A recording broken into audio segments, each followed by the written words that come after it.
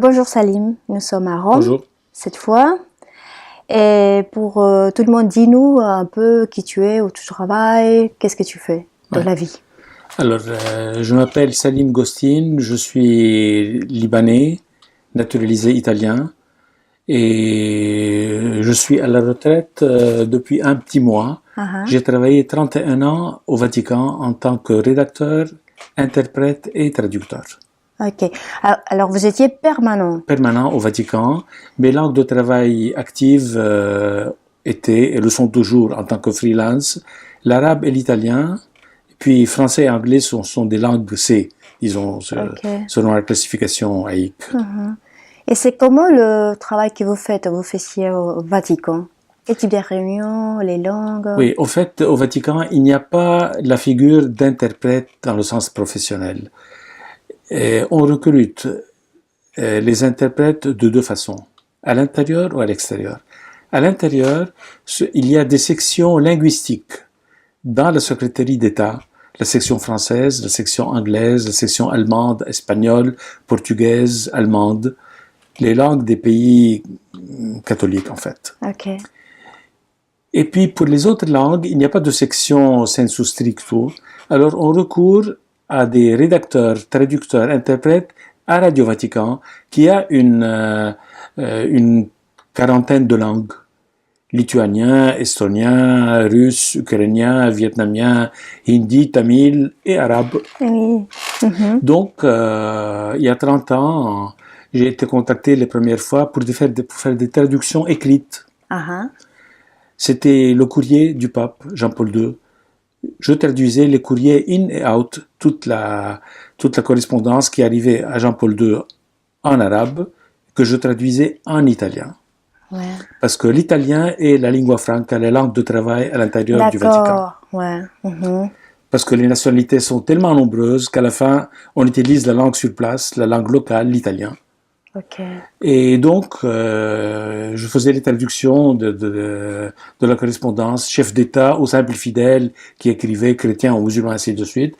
Et puis, ils ont commencé, en voyant un peu la qualité et puis l'expérience que j'ai acquise, hein, j'ai commencé à interpréter des réunions. Des réunions, c'était surtout des consécutives, Ah, parce que c'était arabe-italien, italien-arabe. Quand il y avait des chefs d'État ou bien des ministres arabes qui préféraient s'exprimer en arabe, alors on avait recours à l'interprète. C'était moi qui faisais les consécutives.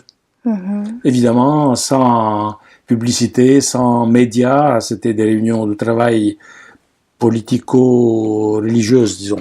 ok. Ouais, ouais. Et je me souviens, par exemple, une fois avec Jean-Paul II, il s'agissait d'un chef d'État arabe. Alors, et le chef d'État arabe propose à Jean-Paul II de parler en anglais, parce que Jean-Paul II parlait bien l'anglais.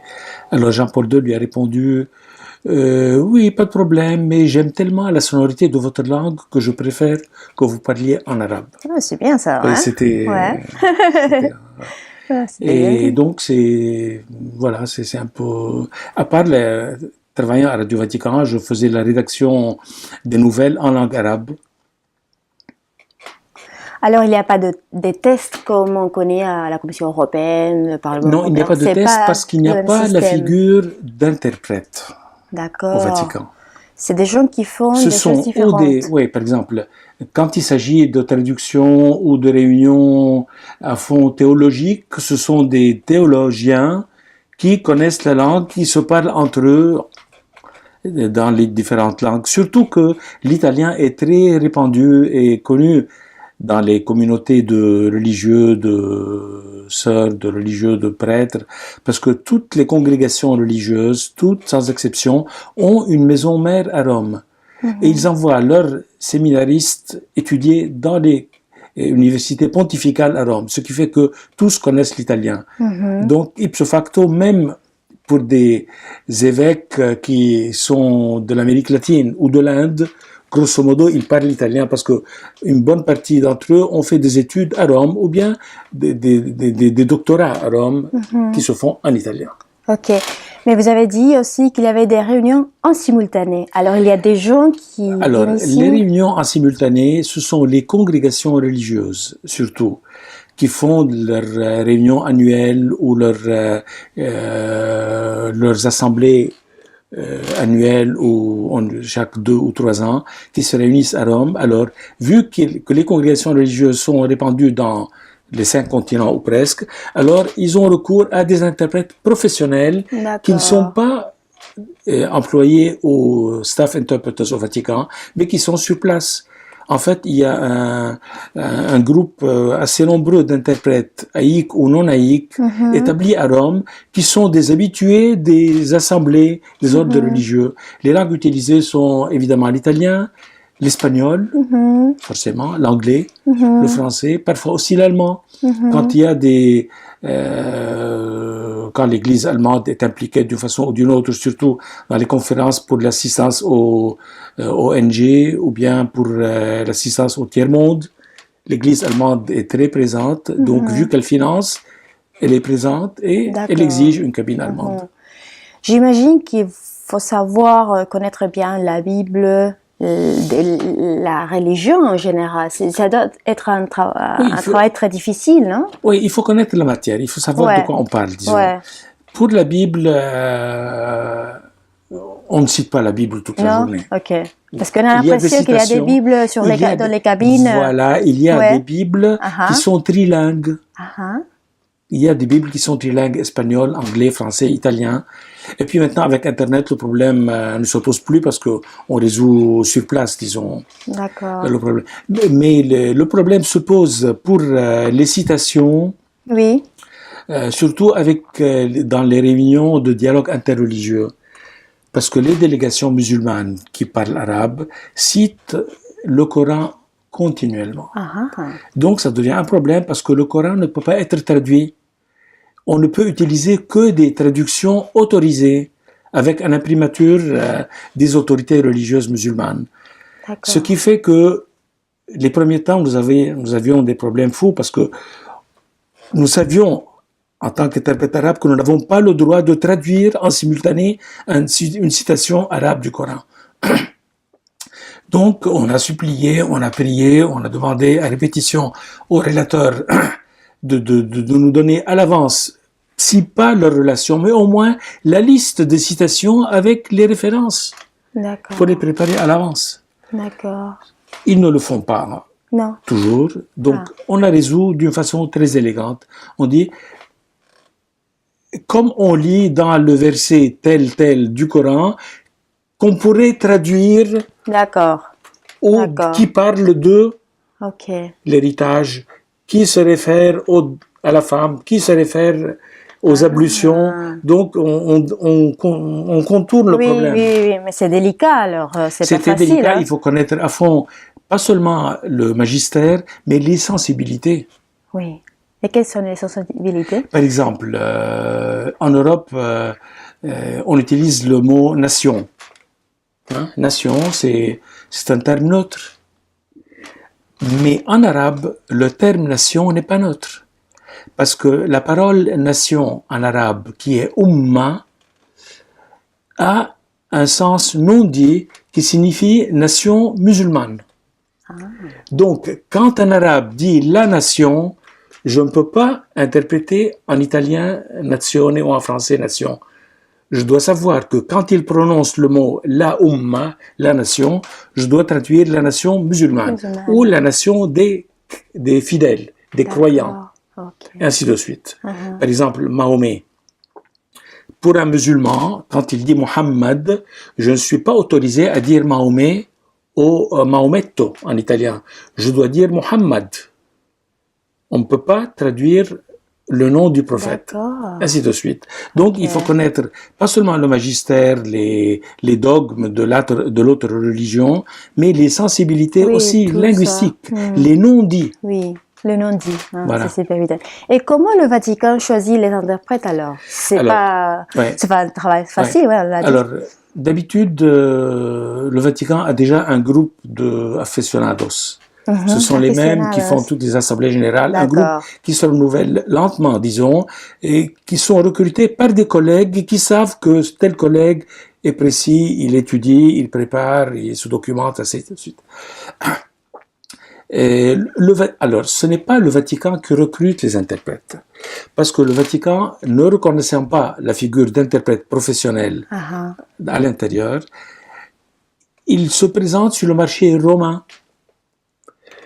Et c'est le marché romain, les interprètes qui connaissent bien les thèmes discutés dans les assemblées des différents dicastères du Vatican, qui se contactent entre eux, Oui. qui se passent les documents. Oui. Il y a ainsi un héritage qui se transmet, disons. D'accord, oui, qui est toujours là. Ouais. Donc ce n'est pas une caste, mais c'est un groupe Oui. plutôt plus ou moins fermé, disons. Ouais. Voilà. Mais il y a des possibilités d'entrer Évidemment, peu à peu. c'est l'âge qui Oui, impose ouais, c'est le sûr, hein, renouvellement. ouais, comme C'est l'âge partout. qui Oui, impose le oui, tout à renouvellement. fait. Ouais, ouais, ouais. Donc c'est un renouvellement lent, mais qui doit être lent parce qu'il doit être sûr. Oui, ouais, ouais, parce que sinon la qualité. Et puis le Vatican ne recrute pas en tant que Vatican. Les différents dicastères, les différents conseils pontificaux, les différentes congrégations recrutent chacune les interprètes qu'elle a connus, avec lesquels elle n'a pas eu de crise diplomatique, avec lesquels elle n'a pas eu de problème. Et c'est fractionné. Ce n'est pas centralisé. Ok, d'accord. Et maintenant, je dois vous faire la question du latin. On utilise le latin, c'est quelque chose qu'on parle, on dit, il y a des réunions en latin, ça existe ou pas? Oui, alors, c'est une question exotique. Oui, oui, oui. Dans le sens que si vous allez... le latin, tout d'abord, n'est pas une langue parlée. Donc, on exclut l'interprétation. Le latin est une langue écrite qui peut être parlée par des latinistes, par des experts. Oui. Donc, il n'y a pas d'interprétation du et vers le latin, mais le latin est la langue officielle du Vatican. C'est-à-dire, tous les documents dogmatiques, tous les documents législatifs, parce qu'il y a un tribunal Vatican, et tous les documents officiels du Vatican sont traduits par les latinistes du Vatican en latin, parce que c'est la langue officielle, qui n'est pas utilisée, mais qui est une référence. Comme on lit dans les contrats, la langue de référence de ce contrat sera l'anglais, sera le français, etc. Donc c'est la langue de référence qui n'est pas utilisée. Ou plutôt, qui n'est pas utilisée pour l'interprétation, qui n'est même pas connue par les fidèles. Enfin, les fidèles. Dans le temps, ils priaient en latin. Maintenant, c'est une langue... non. Alors l'idée de le latin comme lingua franca, c'est vraiment... Il faudrait commencer par apprendre le latin. Oui, tout à fait, ouais. Et puis, on pourrait en reparler... D'ici quelques temps. Hein. Ouais. À propos, le Radio Vatican a un programme en langue espéranto. Ah oui, oui. Ouais, parce qu'on avait espéré justement que cette langue puisse remplacer, marcher, mais bon, comme ça, c'est devenu une niche. Oui. Comme le latin, disons. Okay. Quand Jean-Paul II recevait les latinistes de Finlande, parce qu'il y a un institut de latinistes qui se parlent entre eux en latin. Ouais. Alors, ils venaient chez lui et leur discours à Jean-Paul II était en latin et Jean-Paul II leur répondait en latin. Ah oui? Et c'était la vieille école. Dans les séminaires, on apprenait le latin pour le parler. Maintenant, dans les séminaires, c'est une langue moins utilisée qu'avant, disons, sinon une spécialité. Ok, d'accord. Et le pape, les visites, tous les voyages, comment ça se fait? Qui sont les interprètes? Alors, il y a une tradition de cléricalisme, je ne sais pas si on peut dire cléricalisme en latin, mais le Vatican a une structure cléricalisée au niveau du sommet. Donc, dans les réunions publiques, pas d'interprète laïque. D'accord. Ceux qui interprètent le pape dans les réunions publiques appartiennent au clergé. Par exemple, dans le secrétariat d'État, quand il y a un chef d'État, disons Obama, quand il est venu au Vatican, l'interprète du pape et d'Obama, c'était un membre de la secrétaire d'État américain ou anglais, en tout cas anglophone. D'accord. Un prêtre, un monseigneur. Oui. À l'étranger, la même solution, mais locale. on prend un évêque, ou bien un monseigneur, ou bien un membre du clergé local, disons ukrainien, si le pape va en Ukraine, et c'est cet évêque qui est un fin connaisseur des nuances et du non-dit, et des sensibilités politiques et religieuses et vaticanes et locales qui interprète en public. D'accord. Dans les réunions privées, ça dépend de quel pape on parle. Si c'était Jean-Paul II connaissait une panoplie de langues, donc il se passait d'interprète. Benoît, pape Ratzinger, connaît bien français, anglais, allemand, italien, un italien splendide. Donc il se passait d'interprète parce qu'avec ces 4 langues, il se débrouillait bien. Le pape François n'est pas doué pour les langues, disons. Ah non? Non. Ah, d'accord. Je ne savais pas ça. Il parle italien parce que bon, il est d'origine italienne, mais il parle espagnol. On dirait il a l'espagnol en A et les autres langues en C ou en B-, disons. Oui. Donc, quand il voyage maintenant, il y a un membre de la curie qui voyage avec lui, qui est bilingue, espagnol et anglais, si le pape va dans un pays anglophone, espagnol et français, si le pape va dans un pays francophone. D'accord. Parce qu'il traduit au pape François en espagnol. D'accord. Justement, pour être sûr de traduire les nuances. Dans les réunions privées, on a recours à un interprète qui n'est pas du clergé, parce que justement, la question ne se pose plus. La figure du pape qui est approché par un laïc, on ne sait pas qui il est, quel est son passé, etc. En fait, j'ai traduit Jean-Paul II, j'ai traduit Benoît, le pape Benoît, dans des réunions privées, arabes, italiens, arabes. Et quand on prend les photos, on fait toujours de sorte que l'interprète soit dans le coin d'ombre. Pour ne pas faire voir que, avec le pape, dans les appartements du pape, dans sa bibliothèque privée, quelqu'un a été présent, parce que quand il y a des réunions de chefs d'État avec le pape, il n'y a pas de... Le personnel sort de la bibliothèque et le pape reste avec le chef d'État pour donner le maximum de liberté d'expression à l'hôte. D'accord. Wow. Alors, ça n'était pas possible. Très intéressant alors ce type de travail. Oui, justement. Alors, quand le roi d'Arabie, le roi Abdallah, décédé maintenant, est venu dans la première visite d'un chef d'État, d'un roi saoudien au Vatican, une première absolue, une première historique, c'était après le fameux discours de Ratisbona, Benoît, qui avait dit que l'islam s'est répandu par l'épée et les musulmans avaient interrompu toutes les relations avec le Vatican. Le roi d'Arabie, Abdallah, est venu au Vatican pour lancer une initiative de dialogue interreligieux. Alors, dans cette situation, c'était très embarrassant parce qu'on me connaissait, on me connaît au Vatican, et je suis entré avec le roi. Alors, j'étais officiellement l'interprète du roi, pas du pape. Mais en fait, j'ai interprété l'un et l'autre. Et je prenais des notes. J'avoue que j'avais les mains qui suaient et qui tremblaient parce que. Oui, j'imagine. Hein? Parce qu'il n'y avait personne d'autre. Si je faisais une gaffe, la gaffe, il n'y avait personne pour la corriger. Ce n'était pas repris par les médias parce que les médias sont sortis avant le début de la réunion. Alors, je prenais des notes. Et en sortant de la réunion, le roi se retourne vers moi et me dit: j'ai vu que vous avez pris un rapport détaillé de la réunion.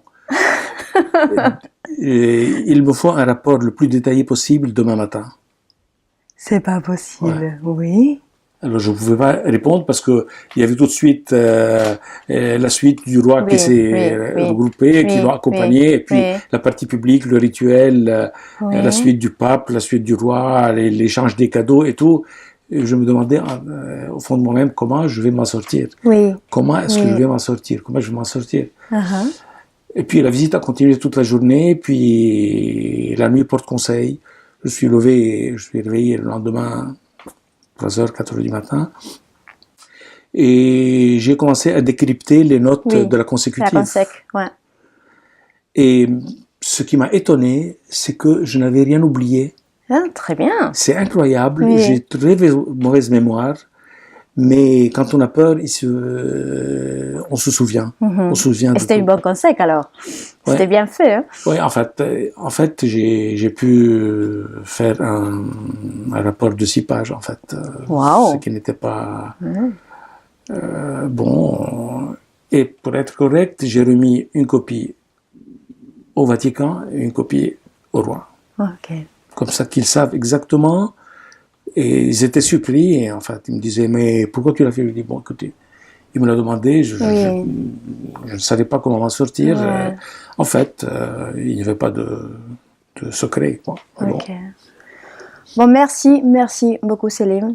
Vraiment, ça fait, je sais pas, 2 ans que je cherche cet entretien sur le Vatican parce que tout le monde veut savoir, mais c'est difficile de trouver quelqu'un qui parle de tout ça. Et c'est vraiment un plaisir et merci pour être là à Rome avec moi et pour partager tout ça avec tout le monde. Oui, merci à toi. Et c'est une conclusion, c'est la conclusion de ma carrière au Vatican avec cette C'est génial, hein, c'est un trésor. Hein. Bon, il n'y a plus d'interprètes, du moins de laïcs, qui travaillent au Vatican. Oui, non, merci. Une page à tourner. Ouais, merci beaucoup. Allez, bonne journée.